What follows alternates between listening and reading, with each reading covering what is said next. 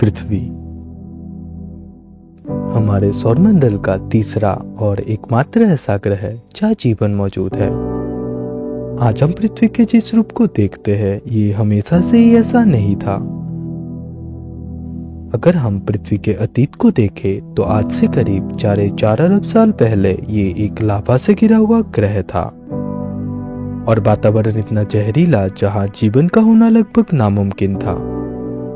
पर समय के साथ आए बदलावों से ये जीवन के अनुकूल बना और आज ये मिलियंस ऑफ स्पीसीज का घर है। हम यहाँ 1.9 मिलियन ईयर्स से रहते आए हैं, पर अभी भी हम अपने पूरे ग्रह को एक्सप्लोर नहीं कर पाए।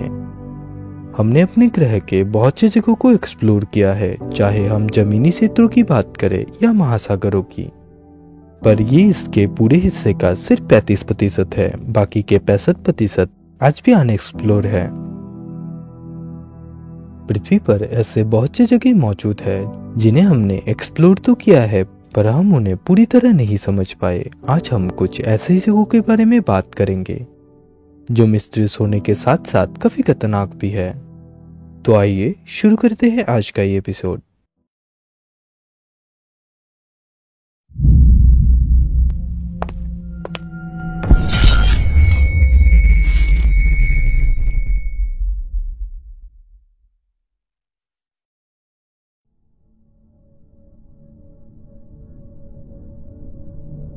नमस्कार दोस्तों, आज हम कुछ ऐसे जगहों के बारे में बात करेंगे जिनमें हो रहे बदलावों ने हम सभी को चौंका के रख दिया।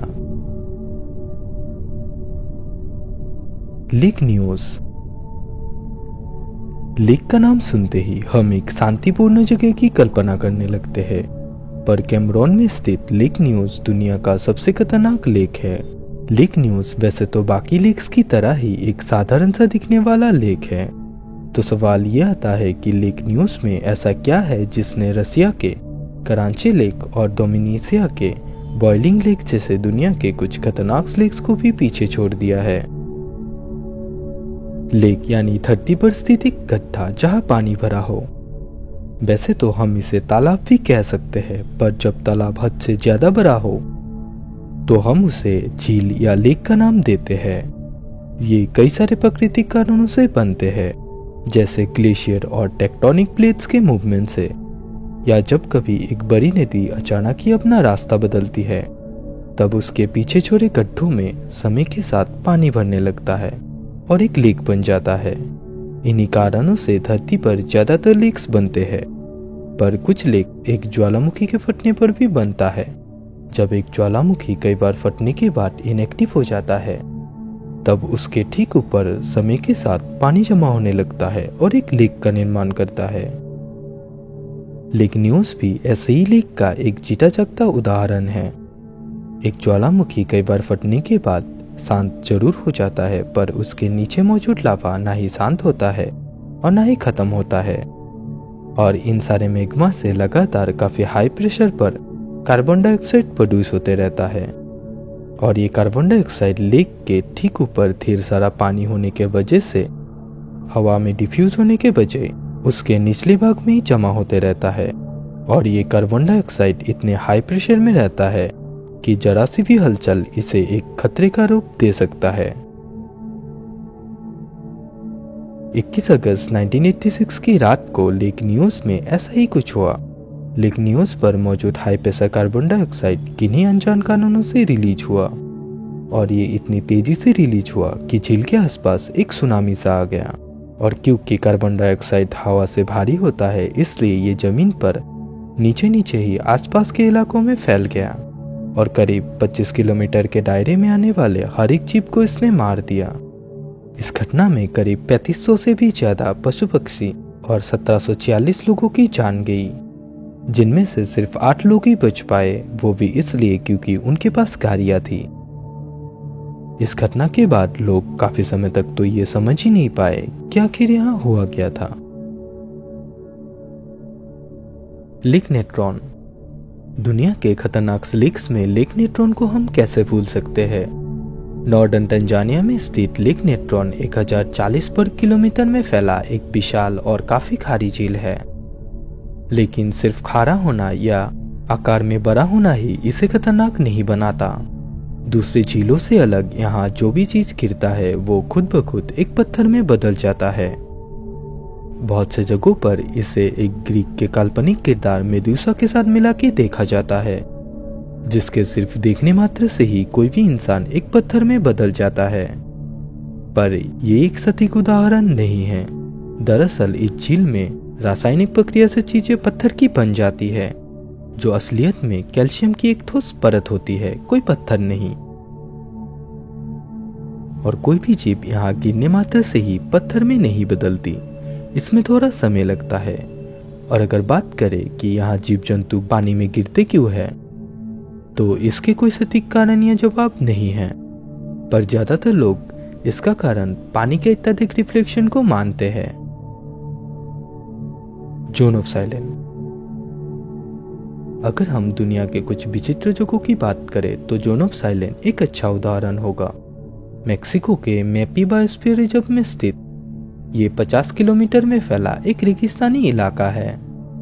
ये जगह कई सारे अजीबोगरीब घटनाओं से बदनाम है।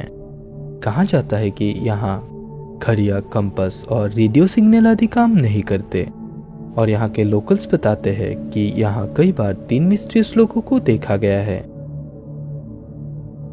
जुलाई 1917 में ये जगह लोगों के सामने आया, जब एक एथेना टेस्ट रॉकेट को ग्रीन रिवर लॉन्च कॉम्प्लेक्स से white sand missile range new Mexico की ओर लॉन्च किया गया। पर अपने टारगेट तक पहुंचने से पहले ही इससे रिसर्चर्स का संपर्क टूट गया, और कई दिनों के गहरे खोज के बाद ये दक्षिणी चिहुआहुआ में मिला, यानी अभी के जोन ऑफ साइलेंस के बीचों बीच, जिसे heart of the zone of silence भी कहा जाता है। अगर हम इतिहास की ओर नजरें फेराए तो इस जोन में यही पहली घटना नहीं थी। इससे पहले भी कुछ ऐसी घटनाएं हो चुकी है जो इस जगह की खासियत को दर्शाती है। ये जगह कई सारी किस्से कहानियों से घिरी हुई है, जिसे हम किसी और वीडियो में एक्सप्लेन करेंगे। Nazca line. हमें हमेशा से ही पौराणिक चीजों में रुचि रही है। ये हमें अपने अतीत को जानने के साथ साथ हमें बहुत से सवालों के जवाब भी देती है।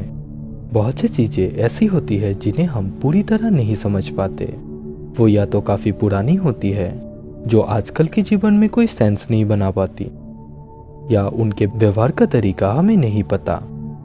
ऐसे चीजों को हम एलियंस या अलौकिक शक्तियों से जोड़ के देखते हैं, पर हमें ये बखूबी पता है कि हर समझ न आने वाली चीज को एलियंस ही बनाए, ये जरूरी तो नहीं।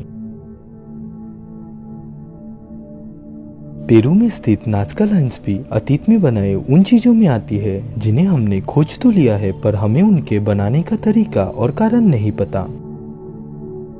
ये करीब 75,000 हेक्टेयर में फैला एक विशाल लाइनों का समूह है। इन्हें 500 BC से 500 AD के बीच जमीन से ऊपरी पत्थर के एक परत को हटा के बनाया गया। पर हैरानी की बात तो ये है कि ये लाइन्स इतनी बड़ी है जिन्हें जमीन से देखा नहीं जा सकता। तो सवाल ये आता है कि उस समय जब उड़ने के कोई साधन ही नहीं थे, तब इतने बड़े और इतने सटीक लाइन्स और क्रिएचर को बनाया कैसे गया। इस जगह के ऊपर बहुत से लोगों ने अपना तर्क दिया है, जिनमें से कुछ लोग बताते हैं कि नाज़का के लोग काफी धार्मिक थे और उन लोगों ने इन आकृतियों को एक धार्मिक मान्यता के रूप में बनाया है। और कुछ लोगों का मानना है कि उन लोगों के पास उड़ने के साधन थे, जिससे कि वो लोग इन आकृतियों को बना पाए। और वही दूसरी ओर कुछ लोग इसे एलियंस के साथ जोड़कर देखते हैं, पर मुझे नहीं लगता कि इसमें किसी एलियन का हाथ है। ये हमारे पूर्वज ही थे, जिनके पास काफी उन्नत टेक्नोलॉजी थी, जिसके बदौलत वो ऐसे कारनामे को अंजाम दे पाई।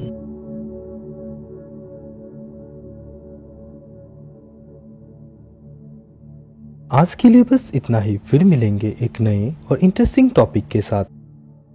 वीडियो अच्छा लगे तो लाइक और शेयर करना ना भूले। साथ ही हमारे साथ जुड़े रहने के लिए हमारे चैनल को सब्सक्राइब भी करें। वीडियो को लास्ट तक देखने के लिए आपका बहुत बहुत धन्यवाद।